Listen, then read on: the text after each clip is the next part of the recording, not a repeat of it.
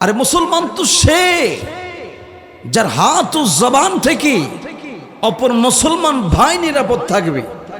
কিন্তু আমরা কি এখন নিরাপদে আছি? কথা বলুন না, কণ্ঠ ছেড়ে বলুন, নিরাপদে আছি? রসুল পাকের পক্ষে কথা বললে আমাদেরকে মারার হুমকি দেয়, দেয় কি না? আল্লাহর হাবিব রসুল পাকের নায়েব যারা আল্লাহর ওলি, তাদের পক্ষে কথা বললে আমাদেরকে বন্ড বেদাতি বলে। কথা বলুন, আমাদেরকে কষ্ট দেয় এরকম মানুষ আছে কি নাই? তারা দূরের কেউ না, তারা আমাদের আত্মীয় স্বজন, আমাদের বন্ধু বান্ধব। আমার ছেলে, আপন ছেলে আপনার বিরোধী হয়ে গিয়েছে, ঠিক কিনা?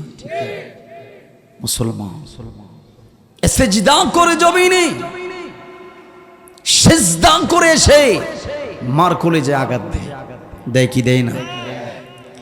কফালার মধ্যে নামাজের দাগ আছে, মায়ের কলেজে আঘাত দেয়। কফালের মধ্যে নামাজের দাগ আছে, সেজদার দাগ আছে, সে আরেকজনের জমিন দখল করে নিয়ে যায়, ঠিক কিনা? ঠিক কিনা? তো সে প্রকৃত মুসলমান কিভাবে পরিচয় দিবে? দেওয়ার কোনো সুযোগ আছে? আল্লাহর হাবিব বলেছেন, মুসলমান মুমিনের যে হকগুলি আছে, এই হকগুলি হচ্ছে মুসলমানের যে অধিকারগুলি আছে। মুসলমান কে হবে? যে আল্লাহ এবং তার রসুলের কাছে নিজের জীবনকে নিজে আত্মসমর্পণ করে আল্লাহ এবং তার নবীর কদমে নিজেকে সঁপে দিয়েছে, তাকে বলা হয় মুসলমান। ওই ব্যক্তি জবান দ্বারা, হাত দ্বারা, লিসান দ্বারা, কোন কর্মকাণ্ড দ্বারা কোন মুসলমান কষ্ট পাবে না।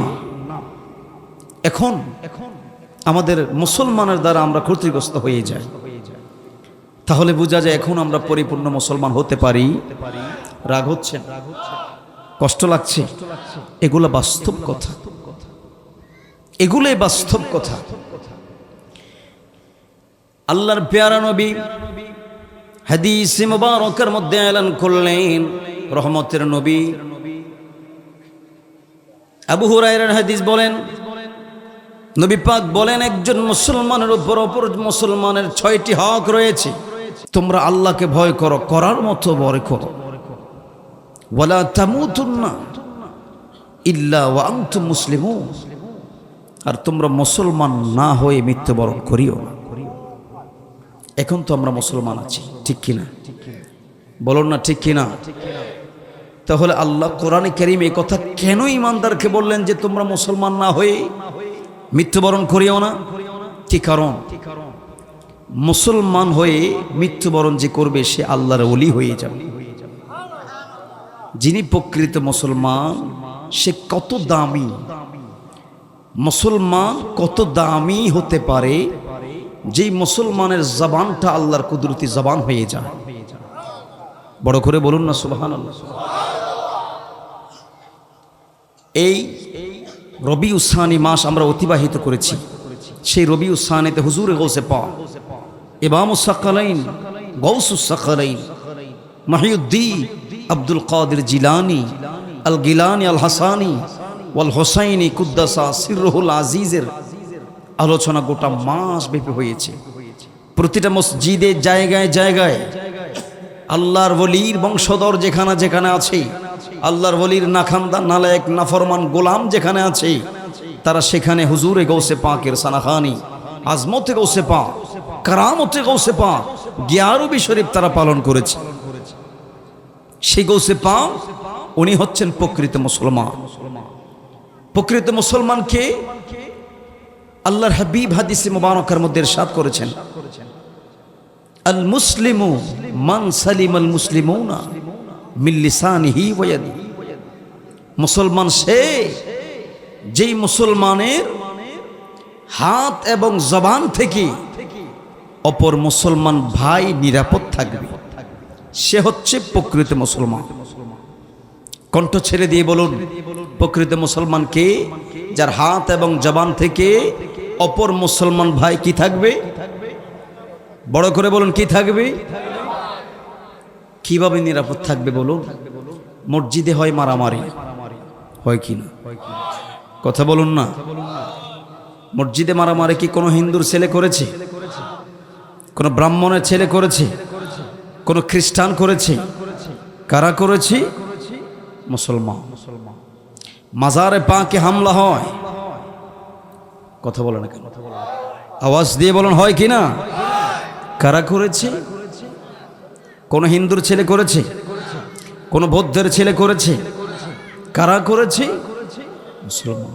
বাইতুল মুকাররমের মধ্যে যে পবিত্র কালামুল্লাহ, যে কোরআন আল্লাহ তাআলা হাদিয়া দিয়েছেন, উম্মতের নাজাতের ব্যবস্থা, গাইডলাইন দিয়েছেন, সেই কোরআনে যারা আগুন দিয়েছে, কোন হিন্দু, বৌদ্ধ, খ্রিস্টান নাফরমান দেয় নাই, দিয়েছে আমাদের মতো মুসলমান। ঠিক কিনা? এগুলো বাস্তব কিনা? জায়গায় জায়গায় খুন হচ্ছে, মার্ডার হচ্ছে, হাইজ্যাক হচ্ছে, লুটরাজ হচ্ছে, মানুষকে অ্যাটাক করছে, বাড়িঘর জ্বালিয়ে দেওয়া হচ্ছে। এগুলো কোন হিন্দুর ছেলে করেছে? খ্রিস্টান করেছে? কি করেছে? মুসলমান। তুমি যে মুসলমান পরিচয় দাও, সেই মুসলমান পরিচয় দেওয়ার মতো তোমার সেই জবান নাই। বলেন কয়টি হক রয়েছে? আরো কণ্ঠ ছেড়ে বলেন কয়টি হক? আল্লাহর হাবিব বলেন, রহমতের নবী এলান করলেন, সাহাবীরা ইজা লাকিতাহু ফাসাল্লিম আলাইহি, যখন কোনো মুসলমানের সাথে তোমার সাক্ষাৎ হয়ে যাবে, সঙ্গে সঙ্গে মুসলমানকে তুমি সালাম দিবে। কি দিবে? এখন সালামের প্রচলন আছে নাকি গেছে? সালামের প্রচলন এখন নাই। সালাম দিলে আমাদের মধ্যে কষ্ট লাগে, সালাম দিলে আমরা আমাদের মধ্যে গুনাহ মনে করি। অত সালাম এমন একটি ইবাদত, আল্লাহর হাবিব বলেছেন, যে বান্দা আগে সালাম দিবে তার ভিতরে অহংকার থাকবে না। ঠিক কি না বলুন? সালাম দিলে নেক আছে কি নাই? সালাম যিনি উত্তর দিবেন তার মধ্যে নেক আছে কি নাই? আল্লাহর হাবিব হাদিসে মুবারাকার মধ্যে আছে, তানবিহুল গাফিলের মধ্যে আল্লামা ফকি আবুল্লাহ সামারকান্দি আলাইহির রহমান করে দিয়েছেন, কোন বান্দা যদি দৈনিক 500 বার সালাম দেয়, আল্লাহ রাব্বুল আলামিন তার জন্য একজন ফেরেশতা নিযুক্ত করে দেন। ওই ফেরেশতা তার জন্য ক্ষমা চায়। অবশেষে সালামের বিনিময় আল্লাহ ফেরেশতার দিকে তাকিয়ে বান্দাকে মাফ করে দেয়। বন্ধুরা আমার, বাবাজিরা আমার, মুসলমানের সাথে সাক্ষাৎ হলে নবী বললেন সালাম দিবি আর সালামের উত্তর দিবি। এখন মুসলমান একজন একজনকে দেখলে অন্য পথে চলে যায়, চেহারা মলিন করে নেয়, সালাম দেয় না, সালাম দিলেও সালামের জবাব দেয় না। আছে কি নাই? এমন ভদ্রলোক এই শ্রীপুর গ্রামে আছে কি নাই? অবিরামপুরের গ্রামে আছে কি নাই? বন্ধুরে আমার, সালামটা দিলে তিনি রাগ করেন। ঘরের মধ্যে কারো বাড়িতে গেলে আল্লাহর হাবিব বলছেন, ইয়া আইয়ুহাল্লাযীনা আমানু লা তাদখুলু বুয়ুতান নবী, আয়াতে কারিমার মধ্যে আছে, যখন তোমরা কোনো বাড়ির মধ্যে যাবে, কোনো ঘরের মধ্যে যাবে, সেখানে সালাম দিবে 3 বার। কয়বার? সালাম দিবে 3 বার। আসসালামু আলাইকুম ওয়া রাহমাতুল্লাহি ওয়া বারাকাতুহু, এইভাবে 3 বার সালাম দিবে। যদি সালাম দেওয়ার পরে উত্তর আসে তাহলে তোমরা ঘরের মধ্যে প্রবেশ করবে। এখন কিন্তু এটা নাই, সে আস্তে করে ঘরের বারান্দায় চলে যায়, বলে ভাবি আসেননি? ভাই কই? কথা কই, ভাবি আসেননি, ভাই কই? তো ভাবির আগে তো মানুষ আগ দরজায় গিয়ে ডাক দিত, গলা খেক দিত, গলার আওয়াজ করতে। এটা এখন নাই, এখন সরাসরি ঘরের ভিতরে চলে যায়। ঘরের বান্দুয়ারা চিনেননি আপনারা? আগদুয়ার বান্দুয়ার চিনেননি? বাবা কর্মা, আপনাকে এদিকে বান্দুয়ার আসেনি? অর্থাৎ ঘরের অপোজিটে একটা দরজা থাকে, যেই দরজা দিয়ে ফাঁকের ঘরে যা, সেই বান্দুয়ারে গিয়ে ওখানে মা বোনেরা কোন হালতে থাকে, কোন অবস্থায় থাকে, কারণ ঘরের ভিতরে কে আসবে, হালতের চেঞ্জ হতে পারে, তরবিয়ত চেঞ্জ হতে পারে। কিন্তু আমার ভাই ঘরে ঢুকে, ভাবি আসেননি গো? বাইরে দেখি না, তো বাইরে দেখি না, ঘরের ভিতরে ঢুকার দরকারটা কি? বারিন্দায় যাওয়ার দরকার কি? ইসলামের সম্ভাষণ হচ্ছে, সাহাবীদের আদত হচ্ছে, রসুলের পাকের আদত হচ্ছে যে তুমি যখন কোনো মুসলমান ভাইয়ের বাড়িতে যাবে সেখানে গিয়ে আগে সালাম দিবি। কি দিবি? এখন সালাম নাই, সরাসরি ভিতরে গিয়ে কালাম, সরাসরি ঘরের ভিতরে গিয়ে কি কালাম। একদিন, 2 দিন, 3 দিন দেখতে দেখতে পরের দিন আমার ভাবি চলে যায় কি কোন দিকে যাবে, আছে কি নাই? বাস্তব কি না? এটা হচ্ছে দ্বীনের ভয়, যেটা তার অন্তরে থাকার প্রয়োজন সেটা নাই। আখিরাতের ভয় উঠে যাচ্ছে মানুষের অন্তর থেকে, আখিরাত পরকালের যে ভয় সেটা নাই।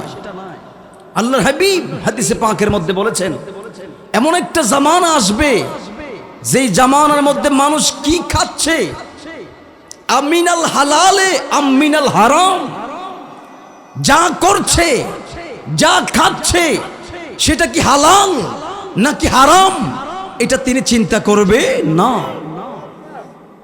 আগে মানুষ চিন্তা করত আমার রিজিকের মধ্যে, রিস্কের মধ্যে, খাবারের মধ্যে, আমার চলার মধ্যে, পোশাকের মধ্যে হালাল আছে কিনা, নাকি হারাম পোশাক নিয়ে আমি চলছি, এটা আগে চিন্তা করত, ঠিক কিনা? এখন কিন্তু এটা বাস্তব। আপনি খেয়াল করুন, যদি এখানে একটা হারাম গরু, চুরি করা গরু যদি এখানে ছেড়ে দেয়, তাহলে দেখবেন এই গরু নিয়ে কারাকারি লেগে যাবে। আর যদি গরু জবাই করে গোস্ত দিয়ে দেয়, তাহলে দেখবেন কত মারাত্মক অবস্থা শুরু হয়ে যায়। হারাম একটা সম্পদ, আরেকজনের জিনিস চুরি করা মাল নিয়ে মারামারি কাটাকাটি আমাদের সমাজে হয়, হয় কিনা বলো? তো আমরা মানুষ রইলাম কোথা? রাসূল পাক বলেছেন যে বান্দা নিজের পোশাক হালাল নাকি হারাম সেটা ডিসাইড করে না, কন্ট্রিবিউট করে না, তাহলে সে কিভাবে বুঝবে ইবাদত কবুল হয় কি হয় না? রাসূল পাক বলেছেন ইবাদত কবুল হওয়ার শর্ত হচ্ছে হালাল পোশাক, হালাল খাবার, হালাল রিজক। এই 3টা যার থাকবে, সে যখন ইবাদত করবে আল্লাহকে আল্লাহ বলবে জমিনে, সে আল্লাহ শব্দের জবাব যাবে আসমানে। আল্লাহ আসমান থেকে বান্দাকে বলে ইয়া আব্দি, ইয়া আব্দি, ইয়া আব্দি, ও আমার বান্দা, কি চাস, কি চাস, কি তোর প্রয়োজন, চা, আমি আল্লাহ তোতে দেরি করব না। বড় করে বলুন সুবহানাল্লাহ। আল্লাহ বলে বান্দা কি চাস, ওই জবানটা আল্লাহর কাছে কবুল হয়ে যা। আর আমরা জিকির করলেও, দোয়া করলেও সেই দোয়া কবুল হয় না। আগে হুজুরের কাছে গিয়ে যখন ফরিয়াদ করতাম, হুজুর আমার এই সমস্যা, হুজুর হাত তুলতেন, দোয়া কবুল হয়ে যেত, ঠিক কিনা? ঠিক কিনা? এখন দোয়া কবুল হয় না। আমরা হুজুরের দোষ দেই, আসলে হুজুরের দোষ না, আমার নিজের দোষ, ঠিক কিনা বলুন? খেয়াল করুন বন্ধুরা, আমার মানুষ কি গ্রহণ করছে খেয়াল করে না। মসজিদের ইমাম সাহেব কি খাচ্ছেন খেয়াল করেন না। মসজিদের ইমাম কোথায় খাবার খাচ্ছেন খেয়াল করে না। আল্লাহর হাবিব বলেছেন এমন একটা সময় চলে আসবে, মানুষ দুনিয়ার মোহ পড়ে যাবে, দুনিয়ার প্রাসাদ নিয়ে প্রতিযোগিতা হবে। একজন ব্যক্তি 10 বছর বিদেশ করে একটা বিল্ডিং উড়াইতে পারে না, আরেকজন ব্যক্তি মাত্র 3 বছর বিদেশের মধ্যে গিয়েছে, গোপনে গোপনে টাকা এদিক সেদিক চলে গেছে, আর কয়েক বছর পরে বিশাল বিল্ডিং এর মালিক হয়ে গেছে, ঠিক কিনা? ঠিক কিনা? 10 বছর বিদেশ করেনেওয়ালা ব্যক্তি বিল্ডিং করতে পারে নাই, টাকা ছিল হালাল, টাকা ছিল কি হালাল টাকা, বিল্ডিং করতে পারে নাই। আরেকজন ব্যক্তি মাত্র 2 বছর বিদেশ গিয়েছেন, গোপনে গোপনে বিভিন্ন কাজের মধ্যে যুক্ত হয়েছেন, অটোমেটিক টাকাওয়ালা মালিক হয়েছেন, বিল্ডিং এর মালিক হয়ে গেছেন। এই রকম দৃশ্য সমাজের মধ্যে দেখা যায় কি যায় না? আপনি বিপদে পড়ুন, কেউ আপনাকে সাহায্য করবে না। যখন বলবেন 100-এ 10 টাকা, 1000-এ 20 টাকা, লাখে 100 টাকা, টাকার অভাব হবে না, ঠিক কিনা? রাসূল পাক বলেছে আর রাশি ওয়াল মুরতাশি, সুদ দেনেওয়ালা, ঘুষ দেনে ওয়ালা ঘুষ খানে ওয়ালা ব্যক্তি উভয় অপরাধ। রাসূল পাক বলেছেন উম্মত, এমন একটা জামানার মধ্যে তোমরা উপস্থিত হয়ে যাবে, মানুষ গুনাহ করবে, গুনাহকে গুনাহ মনে করবে না, অপরাধ করবে, অপরাধকে অপরাধই মনে করবে না। এই মজলিসে বহু মানুষ আমরা আছি, এখানের মধ্যে এত কিছু মানুষ উপস্থিত হলাম, এমনও মানুষ আছে যারা এখনো এশার নামাজ পড়ি নাই। ঠিক কিনা বলুন? ফজরের নামাজ পড়ি নাই, জোহরের নামাজ পড়ি নাই, আসরের নামাজ পড়ি নাই, মাগরিব তো পড়ি না, এশাও পড়ি নাই, গোটা দিন আল্লাহকে সিজদা করি নাই। আছে কি নাই? এমন যুবক ভাই আছে কি নাই? এ যুবক, যুবক রে যুবক, তোমার মতো কত যুবক বহু জায়গার মধ্যে রোডে ঘাটে অ্যাক্সিডেন্টে মারা যায়। হায়াতের বাজেট সীমিত, তুমি যুবক বলে তুমি মারা যাবে না এমনটা নয়। তোমার শরীরের মধ্যে শক্তি আছে, শক্তির সঞ্চার হয়, তুমি মারা যাবে শক্তি নেই, মওত তোমাকে ছাড়বে না। যুবক ভাই, কোন কারণে এমন মারাত্মক গুনাহ করো যে আল্লাহকে সিজদা না করে তুমি জমিনে আল্লাহর মধ্যে চলো? জমিনের মধ্যে চলার সাহস কিভাবে তোমার হয়? যদি কোনো কোম্পানিতে আপনি চাকরি করেন, কোম্পানির ডিউটি পালন না করলে মালিক বেতন দিবে? বড় করে বলুন, দিবে? আল্লাহ বলেন, বান্দা ছেড়ে দিয়েছি হেদায়েত কামনা করি, যদি তুমি হেদায়েতের মধ্যে আসতে চাও আমি আল্লাহকে সিজদা করো, আমি আল্লাহ হেদায়েত দিয়ে দিব। বান্দা গুনাহ হয়ে গেছে, অন্যায় হয়ে গেছে, জুলুম হয়ে গেছে, বহু অপরাধ তুমি করে নিয়েছো, আসো সিজদা দাও রবের কদমের মধ্যে। আল্লাহ বলেন, সিজদা দিতে দেরি হবে, গুনাহ মাফ হইতে দেরি হবে না। এমন নাফরমানমূলক কাজ আমাদের সমাজে হয়, আমাদের মুখে দিনের আওয়াজ কিন্তু কণ্ঠের মধ্যে দিনের ইবাদত আমল বন্দেগী নেই, কণ্ঠের নিচে আমাদের ইবাদত বন্দেগী নেই। আমরা দোকানে পাটে বহু সময় দিতে পারি, কিন্তু একটা ঘন্টা আল্লাহর জিকির দিতে পারি না। বহু জায়গার মধ্যে অযথা সময় দিতে পারি, কিন্তু আল্লাহকে সিজদা করার সময় আমার কাছে থাকে না। বান্দা, আল্লাহ তোমার থেকে সকল কিছুর হিসাব নিবেন, নিবে কি নিবে না?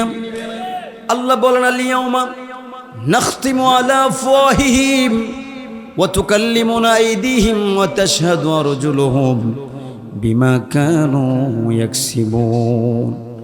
সেদিন জবানটা বন্ধ হয়ে যাবে, তোমার হাত তোমার বিপক্ষে কথা বলবে, তোমার পা তোমার বিপক্ষে কথা বলবে।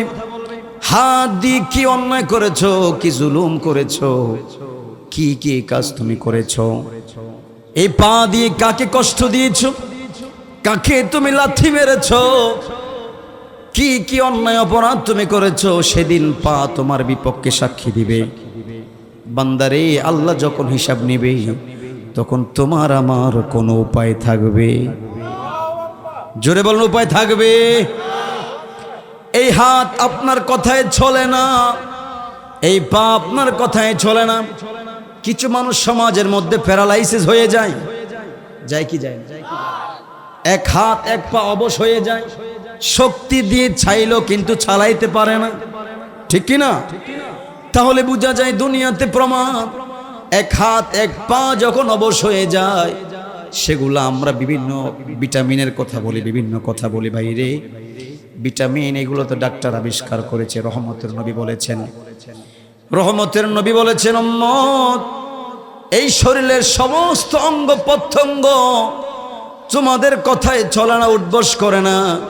শরীরের মধ্যে যে রূহটুকুন আছে, এটা তোমার কথায় চলে না, এটা একমাত্র আল্লাহর হুকুমের গোলাম। ইয়াসআলুনাকা আনির রূহ কুলির রূহু মিন আমরি রাব্বি। নবী গো, মক্কার কাফেররা, বেঈমানেরা, নাফরমানেরা আপনাকে প্রশ্ন করবে, হুজুর রূহটা কি? আপনি শুধু বলে দেন এটা আল্লাহর হুকুমের তাবেদার। বন্ধুরে আমার, অন্যায় জুলুম করার পরে মানুষ আল্লাহর মুখাফিক হয় না। অন্যায় কিন্তু বন্ধ নাই, মানুষ এত অপরাধ করেও জমিনের মধ্যে চলে, মরার ভয় মানুষের কাছে নাই, ঠিক কি না? কত মানুষ লাশের সামনে, কিন্তু দুনিয়ার চিন্তা, ভাই লাশ হয়ে যায়, দুনিয়ার চিন্তা, কিভাবে তার জায়গা দখল করা যায়, কিভাবে তার সম্পদগুলি নেওয়া যায়, কিভাবে তাকে কষ্ট দেওয়া যায়, কিভাবে তার পরিবারের সাথে খারাপ আচরণ করা যায়। লাশের সামনে দাঁড়াইয়া দাঁড়াইয়া মানুষগুলি এই সমস্ত চিন্তা করতে থাকে, ঠিক কি না? বন্ধুরা আমার, জানাজার নামাজের মধ্যে মারামারি হয়, কাটাকাটি হয়, সেই জানাজার নামাজের মধ্যে মানুষের কাছে ভয় নাই। যে মানুষ তুমি দুনিয়াতে অহংকার করো, তাকব্বুরি করো, ফখরতা করো, এই দুনিয়া তোমাকে ছাড়তে হবে। এই দুনিয়া সামান্য। আল্লাহ বলেন কুল মাতাউদ দুনিয়া কলিল, দুনিয়াটা একেবারে সংকীর্ণ। যে নাকের মধ্যে যদি তোমার নিঃশ্বাসের জায়গায় টিপ দেওয়া হয়, মুখের মধ্যে যদি টিপ দেওয়া হয়, তুমি গোলাম দুনিয়াতে মারা যাবে। এই সময়টুকুন তোমার দুনিয়া, এই সময়টুকুন তোমার হায়াতের নিশানা। বান্দারে কিভাবে ফখরতা করো, অহংকার করো, তাকাব্বুরি করো, দুনিয়াতে তুমি কিভাবে চলাফেরা, আল্লাহ দেখে কি দেখে না? জোরে বলুন, দেখে কি দেখে না? খেয়াল করুন, আল্লাহর হাবিব বলেছেন মুসলমান কে হবে? মুসলমান, এক মুসলমানের উপর অপর মুসলমানের 6টি হক রয়েছে। প্রথম নম্বর হক হচ্ছে, বান্দা যখন তার সাক্ষাৎ করবে সঙ্গে সঙ্গে সালাম দিয়ে দিবে। বড় করে বলুন সুবহানাল্লাহ বলুন। তাহলে প্রথম নম্বর হক হচ্ছে সালাম দেওয়া। কি দেওয়া? বাবা সন্তানকে সালাম দিবে, সন্তান বাবাকে সালাম দিবে, স্ত্রী স্বামীকে সালাম দিবে, স্বামী আবার স্ত্রীকে সালাম দিবে। কিন্তু এই অভ্যাস আমাদের মধ্যে দেখা যায় না, ঠিক কি না? আরে ভাই, ঘরের মধ্যে বাবা প্রবেশ করে, আপনার উচিত ঘরের মধ্যে যখন প্রবেশ করবেন উঁচু আওয়াজে সালাম দিবা, আসসালামু আলাইকুম ওয়া রাহমাতুল্লাহি ওয়া বারাকাতুহু। এই কথা বললে এই সালামের আওয়াজ ঘরের বিবির কানের মধ্যে পৌঁছে যাবে, সন্তানের কানের মধ্যে পৌঁছে যাবে।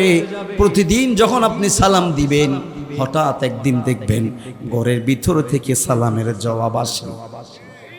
এখন বাবা সন্তানকে সালাম দেয় না, সন্তানও বাবাকে সালাম দেয় না, ঠিক কি না? অভ্যাস নাই, কই শরম করে বাবাকে সালাম দিতে, নাকি বলে শরম করে। শরম মানে লজ্জা। এমন লজ্জা রাখিও না যুবক, সালাম দাও। কারণ তোমার আপন তো তোমার বাবা, তোমার আপন তোমার মা। ওই বাবা মার কদম বুসি করো, বাবা মাকে সম্মান করো, বাবা মাকে সালাম দাও। ওনারা খুশি হলে আল্লাহ খুশি হয়ে যায়। জোরে করে বলুন না সুবহানাল্লাহ। সমাজের মুরব্বীদেরকে সালাম দাও, সালামের প্রচলন করো। দেখবা একবার দুইবার সালাম দিতে দিতে যে তোমার শত্রু সে তোমার বন্ধু হয়ে যাবে। রাসূল পাক বলেছেন যে তোমার শত্রু, সে যে তোমার শত্রু তাকে বুঝতে দিও না, তাকে আসা যাওয়ার মধ্যে সালাম দাও। দেখবা তার অন্তর একবার বিষ হবে আর একবার রহমত হবে, একবার বিষ হবে আর একবার রহমত হবে। বিষের চাইতে আল্লাহর রহমতের দরিয়া সব চাইতে বেশি। যখন সালাম দিবে আল্লাহ এমন রহমত তার ভিতরে দান করবেন, সে তোমার শত্রু দামের কথাটা ভুলে যাবে। এই সালাম এত শান্তি, রহমত, এত নিয়ামত, এটা আমাদের মধ্যে নাই। এমনও মানুষ আছে বিয়ে করেছে 10 বছর, 20 বছর, 40 বছর, জীবনে কোনোদিন নিজের বউকে সালাম দেয়নি। আছে কি নাই? কথা কনাকে আছে কি নাই? আমাদের মধ্যে এই অভ্যাসটা প্রয়োজন, আমার নবীর সুন্নত। কারণ নবীর সুন্নত, নবীর তরিকার মধ্যে নিয়ামত আছে কি নাই? তো সালাম দেওয়াটা আমার নবীর তরিকা। সালাম দেওয়া নবী পাকের শিখানোর মাধ্যম। সালাম দেওয়া সুন্নাত। সেই সুন্নাত যদি আপনি ধারণ করতে পারেন, আল্লাহর হাবিব বলেছেন যার ভিতরে আমি নবীর সুন্নাত থাকবে, কানা মাই ফিল জান্নাহ, সে আমার বন্ধু হয়ে জান্নাতে থাকবে। বড় করে বলুন সুবহানাল্লাহ। তো আমাদের উচিত হচ্ছে নবী পাকের সুন্নাতগুলিকে আঁকড়িয়ে ধরা। আপনি এটা পারেন না, ওই সুন্নাত আদায় করেন। যেটা আপনার পক্ষে সম্ভব হয় সে সুন্নতগুলি আঁকড়ে ধরবেন, কারণ নবী পাকের আদর্শের মধ্যে নিয়ামত আছে। আছে কি নাই? আল্লাহর হাবিব বলেন সুন্নত, সালাম দিবা, সালামের প্রচলন করবা। রাসূল পাক বলেছেন 2 নম্বর, ওয়াইজা দাআকা ফাজিবহু, যখন কোন মুসলমান তোমাকে আহ্বান করবে, ইনভাইট করবে, নিদা করবে, তাহলে তুমি তার ডাকে সাড়া দিবে। সে বিপদে যদি তোমাকে ডাকে, তুমি তার ডাকে সাড়া দিবে। সে যদি মুসিবতে তোমাকে ডাকে, তুমি তার ডাকে সাড়া দিবে। এখন দেখা যায় আমরা এক ভাই আরেক ভাইয়ের বিপদের মধ্যে জড়াই না, ঠিক কি না? এমন শত্রুতা আমাদের মধ্যে সৃষ্টি হয়ে গেছে, ভাই বিপদে পড়লে আমরা ভাইকে দেখতে যাই না, ঠিক কি না? আপন মানুষ বিপদে পড়লে আপন মানুষের কাছে যাই না। আপন মানুষ যদি কোনো মুসিবতের মধ্যে পড়ে, বরঞ্চ সেখানের মধ্যে আরো মুসিবত জ্বালা বাড়াই দেই, কাটা জায়গার মধ্যে লবণ ছিটাই দেয়। এমন মানুষ আছে কি নাই?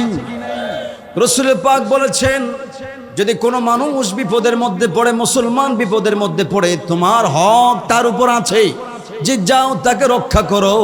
সে যদি তোমাকে ডাকে, তুমি মুসলমান তার ডাকের মধ্যে সাড়া দাও।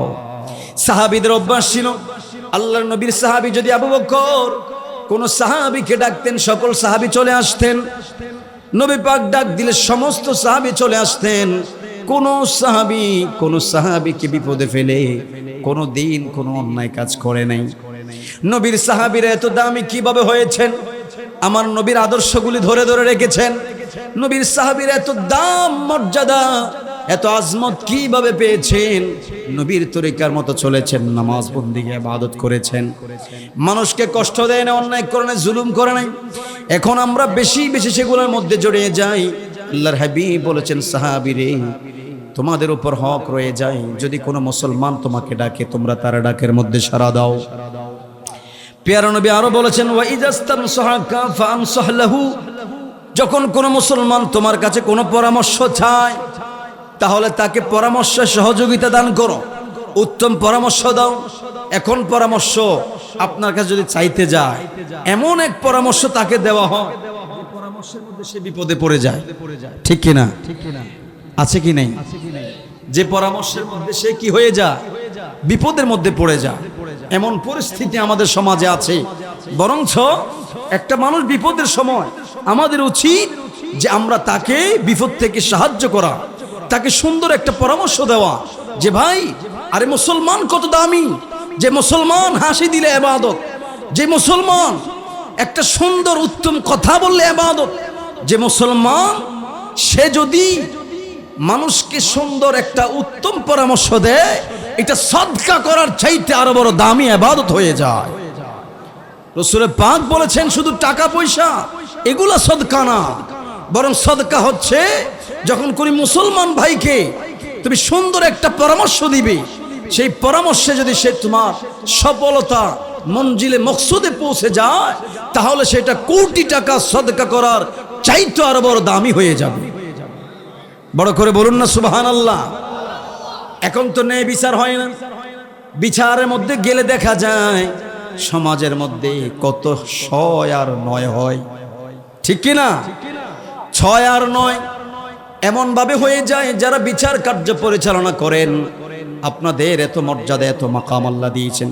হাদিস নবী হুরায়রা রাদিয়াল্লাহু তাআলা আনহু قال قال رسول الله صلى الله عليه وسلم إن الله تعالى 7 يظلهم الله في ظله يوم لا ظل إلا ظله إمام عادل وشاب نشأ في عبادة الله تعالى ورجل قلبه معلق بالمساجد ورجلان تعبا في الليل اجتمع عليه وتفرق عليه ورجل ذكر الله خاليا ففاضت عيناه ورجل امرأة ذات منصب وجمال فقال إني أخاف الله ورجل تصدق بصدقة فأخفاها حتى لا تعلم شماله وما تنفق يمينه رواه البخاري الله أكبر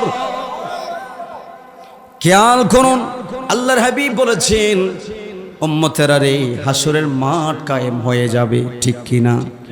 হাসরের মাঠ কায়েম হবে, এই কথা বিশ্বাস আছে?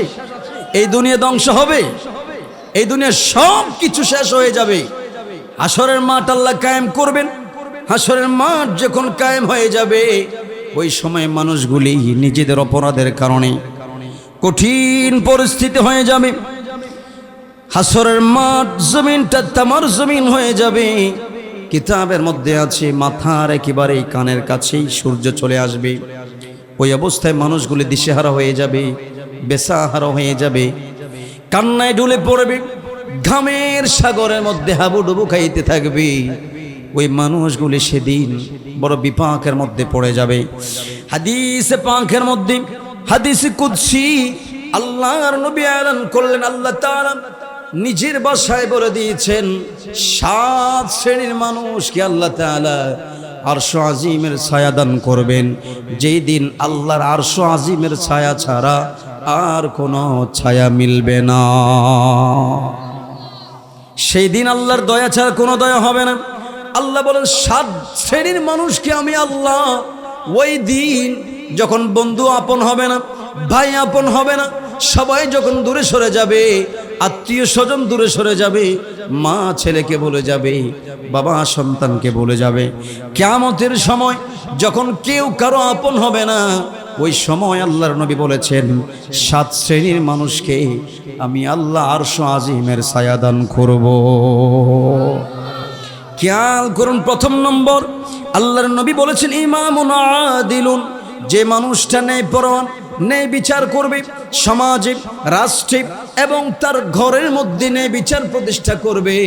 সমাজের ইউপি মেম্বার, ইউপি চেয়ারম্যান থেকে শুরু করে যে মানুষগুলি ন্যায় বিচার করতে থাকবে, ওই মানুষগুলি তাদের ঘরের মধ্যে যদি বিবিকে বিবির চোখে দেখে, নিজের সন্তানদেরকে, আপন সন্তানদেরকে নিজের চোখে দেখে, সবাইকে সমানভাবে বন্টন করে, কোনো সন্তান বাবার উপর রাগ হবে না, কোনো মেয়ে বাবার উপর রাগ হবে না, যদি সুন্দর ন্যায় বন্টন বিচার কার্য পরিচালনা করতে পারে, আল্লাহর হাবিব বলেছেন কিয়ামতের ময়দানে, হাসরের মাঠে যখন কঠিন পরিস্থিতি হয়ে যাবে, কেউ যখন কারো আপন হবে না, ওই মানুষটা দুনিয়াতে ন্যায় বিচার করার কারণে আমি আল্লাহ তাকে আরশ আজিমের ছায়া তলে হেফাজত করে নিব। বড় করে বলুন সুবহানাল্লাহ। তাহলে কয়জন মানুষকে আল্লাহ আরশ আজিমের ছায়া দান করবেন? 7 জন। বলেন কয় শ্রেণীর মানুষ? 7 শ্রেণীর মানুষকে আল্লাহ আরশ আজিমের ছায়া দান করবেন। প্রথম নম্বর, জিনাদেরকে ছায়া দান করবেন। ইনারা হচ্ছে ন্যায় বিচার করনেওয়ালা ব্যক্তি।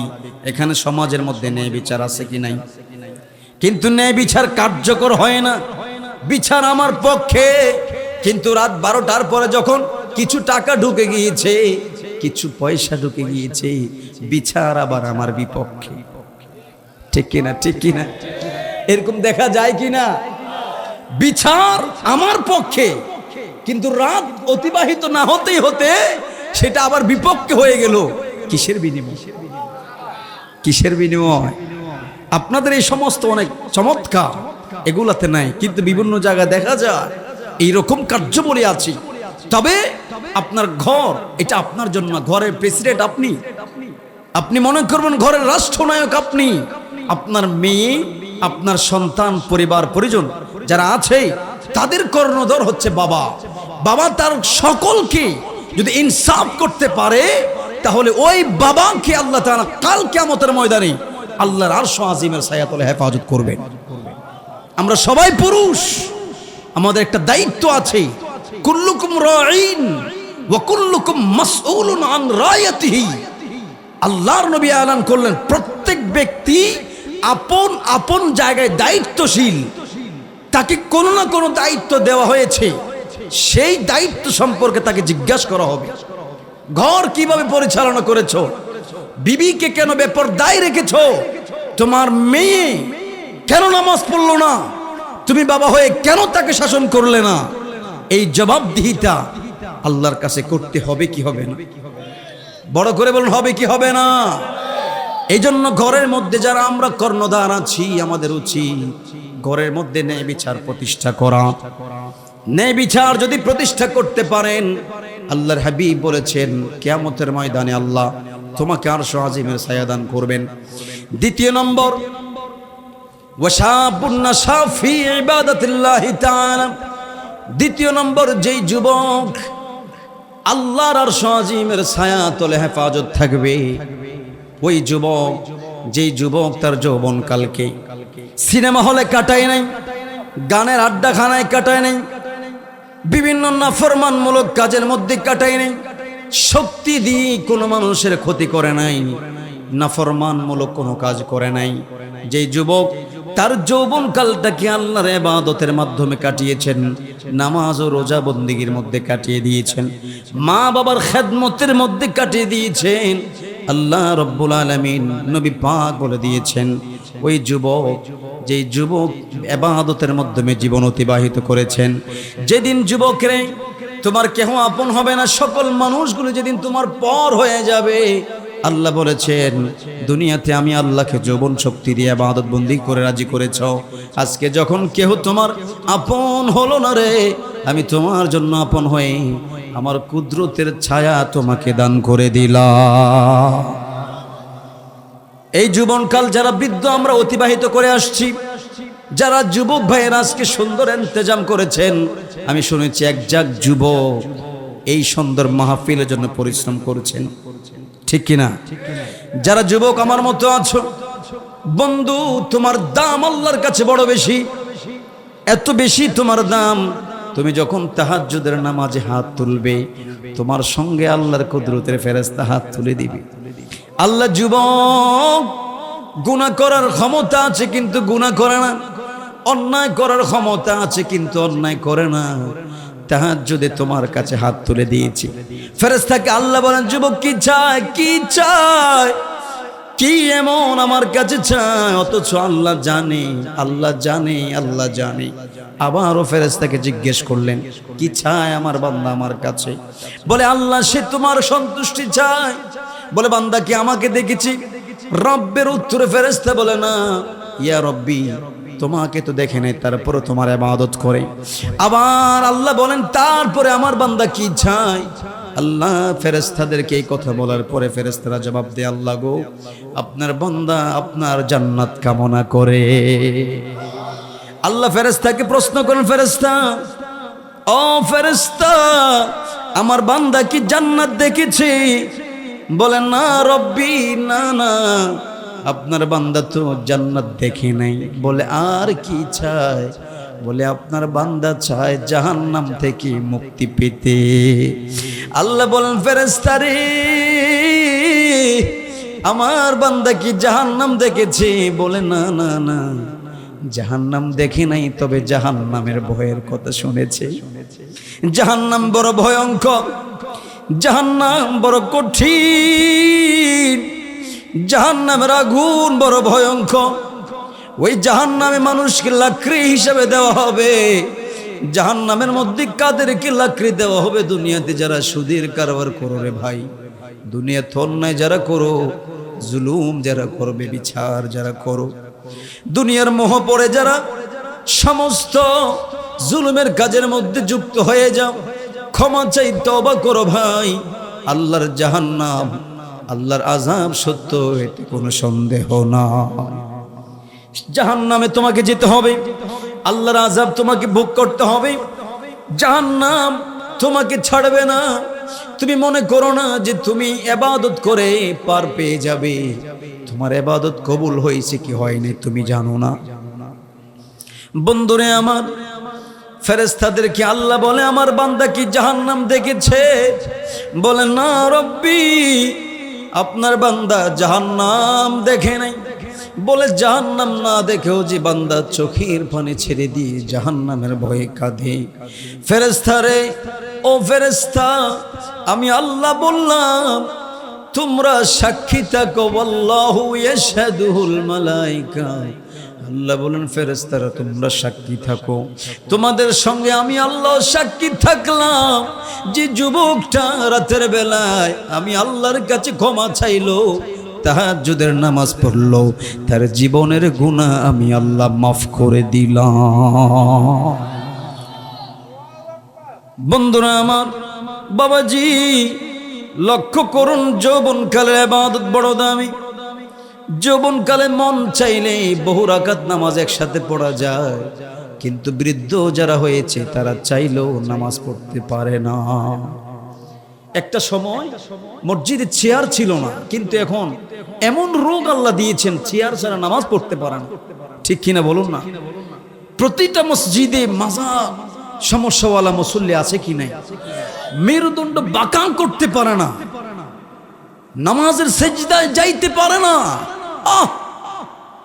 যে সেজদা কোফাল যখন জমিনে লাগে, কোফাল জমিনে লাগার আগে আগে যে বান্দার গুনাহ মাফ হয়ে যায়, সে বান্দা কোফাল জমিনে লাগাইতে পারে না।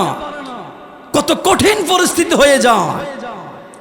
যেই বান্দা যৌবনকালে আল্লাহর কুদরতি কদমে সেজদায় পড়ে থাকে, আল্লাহ বলে ইয়া আব্দি, মাথা উত্তোলন করো, তোমার সকল চাওয়া আমি আল্লাহ পূরণ করে নিলাম। জীবনকাল ওই ইবাদতটাকে কাজে লাগা। বৃদ্ধ যারা হয়েছে তারা চাইলেও নামাজের সংখ্যা বাড়াইতে পারে না, সেজদা যাইতে পারে না। অসুস্থতা তোমার আমার পিছনে আছে, আছে কি নাই? বন্ধুরা আমার, বাবাজিরা আমার, আল্লাহর নবী 3 নম্বর বলেছেন যে বান্দা আরশ আজিমের ছায়াতলে থাকবে, ও রাজুলান তাহাব্বা ফিল্লাহি ইজতামা আলাইহি। ওই বান্দা, যে বান্দা একজন আরেকজন বান্দাকে ভালোবেসেছে একমাত্র আল্লাহর জন্য। কার জন্য? বড় করে বলুন, কার জন্য?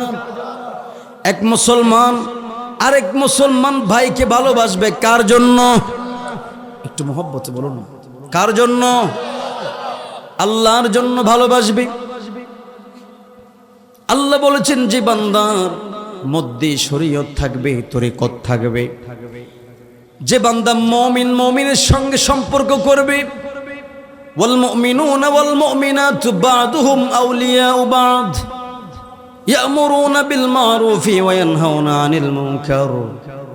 যে মুমিন মুমিন বন্ধু হয়ে যাবে। আপনার সম্পর্ক কোনো সুদখোরের সাথে নয়। যদি কোনো নামাজি ব্যক্তিকে দেখেন এই মানুষটা নামাজ পড়ে, এই মানুষটা রোজা রাখে, যার কাছে মিথ্যা নাই, গীবত নাই, পরনিন্দা নাই, মানুষের সমালোচনা নাই, মানুষকে কষ্ট দেয় না, তাহলে ওই বান্দার সঙ্গে যদি আপনার বন্ধুত্ব হয়ে যায়, বরঞ্চ সেই বন্ধুত্ব এত দামি, এত দামি, এত দামি, যেটাকে আল্লাহ কবুল করে নেয়। যুবক ভাই, কাকে তুমি বন্ধু বানাচ্ছ? যে মানুষের কন্যা সন্তানদেরকে প্রিজিং করে। যুবক, কাকে তুমি বন্ধু বানাচ্ছ? যেই ইয়াবার সাথে যুক্ত আছে। যুবক, কাকে তুমি বন্ধু বানাচ্ছ? যে নাকি সমাজের মধ্যে বিশৃঙ্খলা চলে বেড়ায়। যুবক, তুমি কাকে বন্ধু বানাচ্ছ? যে নাকি সব চাইতে বড় নাফরমান, তুমি তাকে বন্ধু বানাচ্ছ। বরং বন্ধু তাদেরকে বানাও যাদের সঙ্গে আল্লাহর সম্পর্ক আছে।